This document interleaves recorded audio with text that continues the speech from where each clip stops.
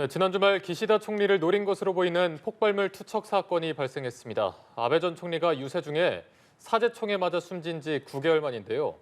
다음 달 G7 정상회의를 앞두고 있는 일본의 경호 대책이 다시 도마에 올랐습니다. 관련 내용 남창희 인하대 정치외교학과 교수 모시고 자세히 말씀 나눠보겠습니다.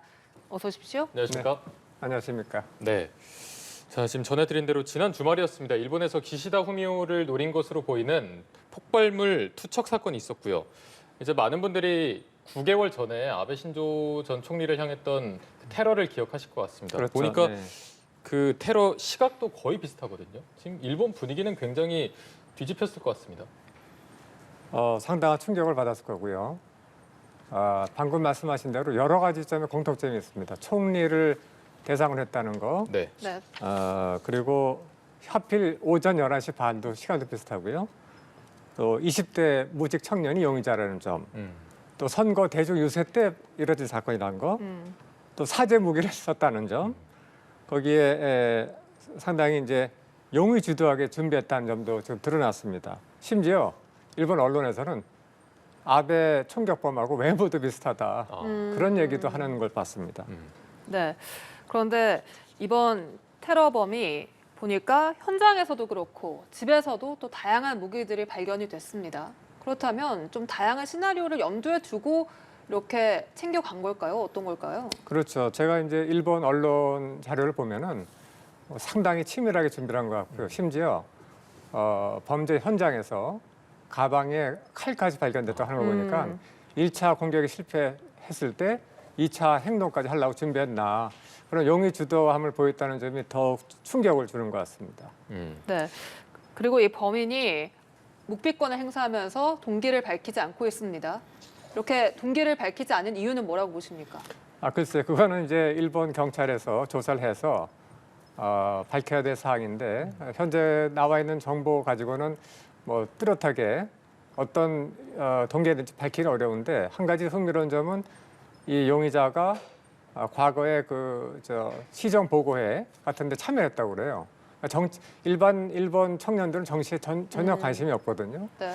그런 점에 봤을 때는 정치적인 의도가 있을 가능성을 완전히 배제할 수는 없지만은 그러나 아직 조사가 끝나기 전까지는 누구도 알 수 없는 일이겠죠. 네, 말씀해주신 대로 지금 묵비권을 행사하고 있고 저희가 주변의 증언들로만 좀 추정을 해볼 수 있는 상황인데 지금 말씀해주신 대로 굉장히 정치적인 어떤 행사에 가서 발언을 하고 했다라는 의견이 나오고 있고 아베 신조 전 총리 때와 비교해 보면 당시에는 어떤 종교적인 그런 의도가 있는 것으로 결론이 났었는데 그 부분은 배제할 수 없는 걸까요? 좀 어떻게 봐야 되겠습니까? 그러니까 지금 기시다 총리에 대해 공격을 한 이 청년의 종교적인 성향은 우리가 아직 밝혀진 바가 없고요. 네네. 그리고 뭐 아까 말씀드린 여러 가지 공통점이 있기 때문에 누군 그러더라고요. 혹시 모방 범죄 아니냐 뭐 이런 얘기를 하는 사람도 있는데 네. 그건 역시 좀 더 조사 결과 나와야 판단을 할 수 있지 않을까 그런 생각이 듭니다. 네. 특히 일본의 경우에는 이렇게 유세 운동을 하거나 할 때 군중들과 이렇게 가까이 하는 현장이 많다고 들었습니다. 아베 전 총리의 피격 사건 이후에 좀 경호에서 달라진 점이 없던 겁니까? 어떤 겁니까? 있어야죠. 있어야 되는데 문제는 이제 일본은 태평전쟁 끝나고 나서 미 군정 하에서 정말 혹독한 민주화 과정을 겪었습니다. 그래서 우리가 상상하는 것 이상으로 냉전기 때는 일본은 세계가 모델로 보는 만큼의 시민 평화 대국이라는 말까지 들었습니다. 우리는 잘 모르죠. 하기 때문에 어떤 시민들의 권리를 제약하는 건 상당히 어렵습니다. 입법을 하고 뭐 여러 가지 법적인 조치를 하는 것이 시간이 걸리고 또 일본 사회가 상당히 빨리 움직이지 못하기 때문에 9개월 전에 아베 총리 그 사건이 있었습니다만은 그 짧은 기간에 경호 체제를 획기적으로 개선하는데 아마 시간이 부족했을 거고 또 일본 문화 자체가 시스템 자체가 그렇게 쉽게 바뀌질 않습니다. 네. 지금 이 시점을 저희가 조금 더 분석해봐야 될 필요가 있을 것 같습니다. 지금 통일 지방선거 중이고 전반전에서는 자민당의 의석수가 많이 좀 줄었거든요. 그래서 후반전의 결과가 좀 중요한 상황인데 지금 그 지난달보다 10%포인트 이상 기시다 내각의 지지율이 올랐다 이런 보도도 있어서 이 부분이 또 어떤 연관이 있는 걸까요? 글쎄 기시다 총리가 이제 지지율이 올라갔다고 하는 것은 다른 이유도 있습니다.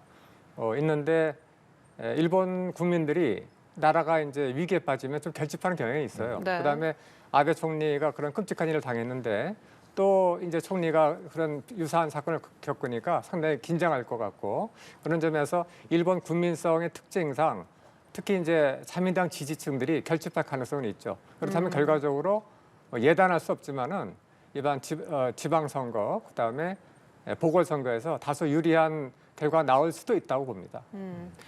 지난번 아베 전 총리 때 피습 당시에도 사실 여당 지지층이 결집을 하면서 선거에서 압승하지 않았습니까? 그럼 그때와 비슷한 상황이 연출될 수도 있다고 보시는 겁니까? 뭐 그럴 가능성이 전혀 없지는 않은데 문제는 아베 수상은 훨씬 인지도가 많은 인물이었고 그다음에 보수 강경우익을 대표하는 인물이었고 그리고 사망했지 않습니까? 근데 네. 이번 경우는 그냥 뭐 무사히 이제 피했기 때문에 그런 어떤 뭐 참변을 피했으니까 결집도는 상대적으로 적지 않겠습니까? 당시에 그 아베 전 총리 피격 사건 때도 기시다 총리가 결과론적으로만 봤을 때 어느 정도 좀 수혜를 입은 측면도 있었기 때문에 이런 의혹도 있습니다. 좀 자작극인 거 아니냐라는 의혹도 있는데 이 가능성은 좀 어느 정도로 보십니까? 저는 아닌 쪽에 한 표를 두겠습니다. 왜냐하면은 지금 내달 19일에 G7 행사가 있지 않습니까? 네네. 큰 행사가 있는데 그걸 앞두고 이렇게 일본의 보안 체계가 약하다, 취약하다는 걸 노출하기가 좀 어렵죠. 그다음에 일본이나 우리 한국은 사실은 세계에서 가장 치안 상황이 좋다는 나라로 알려져 있습니다. 근데 이게 사실은 일본의 브랜드 이미지를 깎아먹는 거거든요. 대표적인 총리가 이렇게 무사하지 못하거나 이런 사실은 일본 이제 국가 이미지도 안 좋기 때문에 그런 걸 희생하면서까지 정치적 이득을 위해서 했을까라고 하는 것은 조금 논리적 비약이다라는 느낌이 듭니다. 네, 말씀하신 대로 다음 달 19일부터 G7 정상회의가 열리고 뭐 참가국 그리고 초청국까지 합치면 15개국 정상이 참가를 합니다. 이렇게 되면 좀 전현직 총리를 노린 테러가 9개월 만에 또 발생을 하면서 좀 보안의 허점, 경호의 불안감이 좀 생기거든요. 그렇죠. 좀 중요한 말씀하셨는데 기시다 총리는 우리 한국 외교에도 중요한 인물입니다. 왜냐하면은 우리 정부가 지금 한미일 협력을 복원을 해서 이걸 레버리지로 해서 네. 한중일 협력을 추동을 하려고 하고 있습니다. 그래서 한미일 한중일을 쌍계 열차를 돌려서 한반도 평화, 지역 평화를 하려고 하는데 기시다 총리가 중요한 역할을 하는 사람이거든요. 그런데 기시다 총리가 이번에 천만다행으로 이제 큰 위험한 걸 피했지만은 이 기시다 총리가 예를 들어서 G7을 정상회의를 잘 치러내야 아무래도 한일 관계 우리가 모처럼 개선했는데 그것이 빛을 날 수 있으니까 한국 입장에서는 일본이 어떻게 해서든지 보안 체계를 강화해서 G7 행사에서 무사히 이 모든 걸 맞춰주기를 바라는 마음이 많을 겁니다. 네, 이게 워낙 큰 정상회의이기 때문에 전 세계에서 우려 섞인 시선으로 볼 수도 있을 것 같습니다. 일본 입장에서도 좀 우리는 이렇게 대비를 잘하고 있다. 이제는 대책이 잘 세워졌다는 걸 보여줄 필요가 있을 것 같은데 좀 어떤 식의 대책이 나올 거라고 보십니까? 글쎄요. 제가 일본 뭐랄까 이 치안이라든가 보안 체계에 대해서 뭐 전문성이 없습니다만은 우리나라는 잘하지 않습니까? 일본보다는 우리나라한테 한 수 배웠으면 좋겠어요. 우리 다 찾아와가지고 좀 배워가가지고 좀 이번 행사가 잘 마무리됐으면 좋겠다는 생각이 들고 특히 지금 들리는 바에는 우리 대통령 초청받아 가는 행사지 않습니까? 네네. 그렇기 때문에 더욱 우리가 이제 G7이라고 하는 세계 열강에 들어가는 것이 확인되는 순간입니다. 왜냐하면 문재인 정부 때 이제 영국이 초청받았잖아요. 근데 이번에 또 초청이 되면은 굳어지는 코스인 거죠. 이러다 언젠가 G8에 들어갈 수도 있습니다.